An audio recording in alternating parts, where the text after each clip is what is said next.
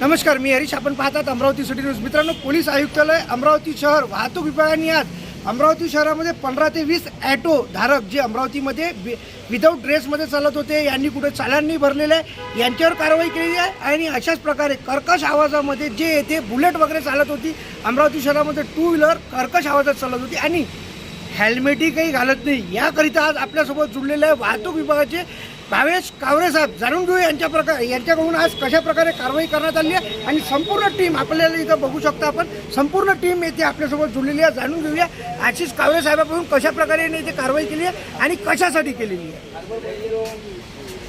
आज जी आपण कारवाई वगैरे केलेली आहे, कर्कश आवाज होत होता बुलेटचा आणि ॲटोचा वगैरे, यांना चलान भरण्यात आलेली आहे. तर कशासाठी, म्हणजे काय संदेश 26 जानेवारीचा काय आज जी कारवाई करण्यात आली आहे ही 26 जानेवारीच्या अनुषंगाने करण्यात आली आहे. म्हणजे असं बरेचदा बघण्यात आलं आहे की 26 जानेवारीच्या दिवशी बरेच बुलेट चालक जे आहे ते आपल्या बुलेट घेऊन रोडवर निघतात, तेव्हा त्यांचे सायलेन्सर जे आहे ते मॉडिफाईड आहे. तर तो त्रास सामान्य रहदारीला होतो. तर त्या सामान्य जनतेचा तो त्रास टाळण्यासाठी आज आम्ही मोहीम हाती घेतलेली आहे. यामध्ये आतापर्यंत 2 बुलेटवर कारवाई करण्यात आलेली आहे. सायलेन्सर त्यांचे काढून घेण्यात आलेले आहे. आणि त्याचप्रमाणे जे बेशिस्त ऑटो शहरात फिरत आहेत, ज्यांच्याकडे परवाना नाही आहे तो शहरात चालवण्याचा, किंवा ज्यांचे डॉक्युमेंट्स पूर्ण नाही आहे, अशा ऑटो चालकांवर ती कारवाई करण्यात आलेली आहे. आणि ही कारवाई सकाळपासून सुरू आहे आणि पुढे सुरू राहणार आहे. आता सर, ज्या प्रकारे बोलले जाते का नागपूर, अमरावती, मुंबईमध्ये खूप मोठ्या प्रकारात होतात की हेल्मेट नसले तरी कारवाई होतात. मागही महाराष्ट्र सरकारनं सांगितलं होतं का हेल्मेट नसले तर कारवाई करावी. तर अमरावतीत अशा प्रकारे कारवाई का होत नाही? बघा, जे टू व्हीलर जे आहे, जे मशीन बनवलेलं आहे ते हेल्मेट सकट चालवण्यासाठी ते यंत्र बनवलेलं आहे. हेल्मेट हा त्या मशीनचा पार्ट आहे. तर ते पूर्ण भारतभर हेल्मेट हे काही कुठे सक्ती होत नाही. ते आवश्यक पार्ट आहे. त्यावर जसे वरिष्ठांचे आदेश येतील त्याप्रमाणे आम्ही कारवाई करतोच आणि ती कारवाई सुरूच आहे आमच्या विभागामार्फत. तर असं काही नाही आहे की मुंबईमध्ये ती कारवाई होते आहे किंवा नागपूर शहरामध्ये ती कारवाई होते आहे. ती अमरावती शहरामध्ये पण कारवाई होते आहे. आणि जसे वरिष्ठांचे आमचे आदेश येतील त्याप्रमाणे आम्ही कारवाई करतो. आणि आज जे आहे ते ऑटोज जवळपास 15 ऑटोंवर आम्ही कारवाई केलेली आहे. ते काही डिटेन करण्यात आले, ज्यांचे परवाने नाहीत त्यांना डिटेन करण्यात आलं, ज्यांचे RC क्लिअर नाही आहे, डॉक्युमेंट्स क्लिअर नाही आहे, त्यांना पण डिटेन करण्यात आलं. आणि एकूण आतापर्यंत 16,100 रुपयाचा दंड आम्ही वसूल करून चुकलो आहे आणि आता कारवाई सुरू आहे. सर, अधिक एक प्रश्न असा होता पत्रकाराच्या विरोधात आणि पोलिसांच्या विरोधात, कारण की आपण ट्रॅफिक डिपार्टमेंटला चांगल्या प्रकारे हाताळत आहे. अमरावती शहरामध्ये टू व्हीलर असो किंवा 4 व्हीलर असो, त्याच्यामध्ये कोणत्याच प्रकारे गाड्या, म्हणजे ते पेपर आहे किंवा नाही आहे न्यूजपेपर, परंतु त्यांच्या गाड्यावर प्रेस लिहिलेलं असते.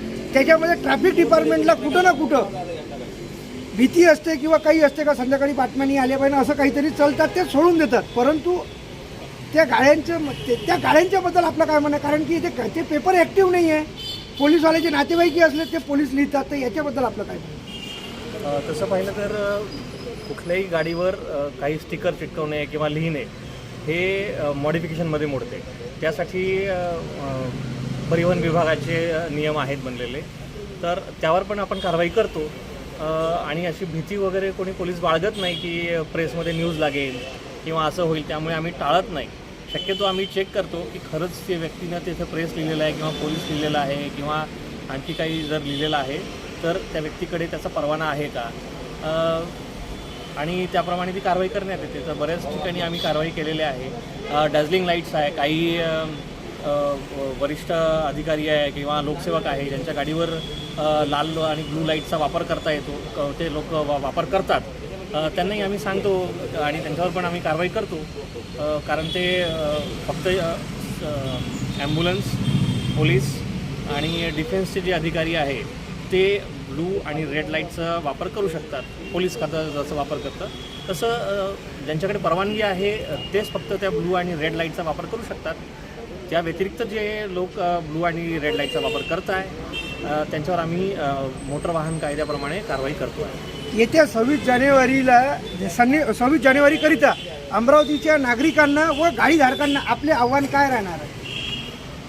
आमचा जे बुलेट धारक आहे त्यांना आमचं विनंती आहे की बाबा तुमच्या बुलेटच्या कर्णकर्कश आवाजामुळे जो इतर लोकांना त्रास होतो, लहान बाळं आहे ते दचकतात, तर तसं न करता ते स्वेच्छेनं ते काढून ठेवावं आणि जे तुम्ही स्पीड लिमिट आहे जे दिलेली आहे, प्रत्येक रोडवर एक स्पीड लिमिट आहे, त्याचं तुम्ही जर पालन केलं आणि रहदारीच्या नियमांचं पालन केलं, जसं आता लेफ्ट सोडणे आहे.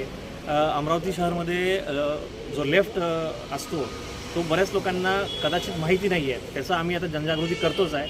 आम्ही बऱ्याच लोकांना सांगतो आहे की तुमचा लेफ्ट मोकळा असावा, जेणेकरून त्या लेफ्टमधून इमर्जन्सी सेवा जसं काही ॲम्ब्युलन्स आहे किंवा अग्निशमनची गाडी आहे किंवा पोलिसांचं वाहन आहे, तर या 3 सेवांना जाण्यासाठी तो लेफ्ट जर ओपन असला तर ते वाहन अडकणार नाही आणि त्याला ती त्वरित सेवा उपलब्ध होऊ शकते. यासाठी आमची जनजागृती मोहीम सुरू आहे आणि वरिष्ठांचे जसे जसे आदेश येतात त्याप्रमाणे आम्ही ते त्यांच्या आदेशाचं पालन करून ती कारवाई आम्ही समोर ठेवतो. मित्रांनो, तुम्ही बघू शकता की अमरावती शहरात आज सकाळपासूनच कारवाईला सुरुवात आहे आणि भावेश कावरे साहेब यांनी संपूर्णपणे सांगितलं अमरावतीच्या नागरिकांना की कशा प्रकारे आपण रस्त्यावर चालायचं आणि नाही चालले आणि नियमाचे तुम्ही उल्लंघन केलं तर कारवाई निश्चितच होणार. चला तर मित्रांनो, पुन्हा भेटूया नवीन बातमीसोबत. तोपर्यंत पाहत राहा अमरावती सिटी न्यूज.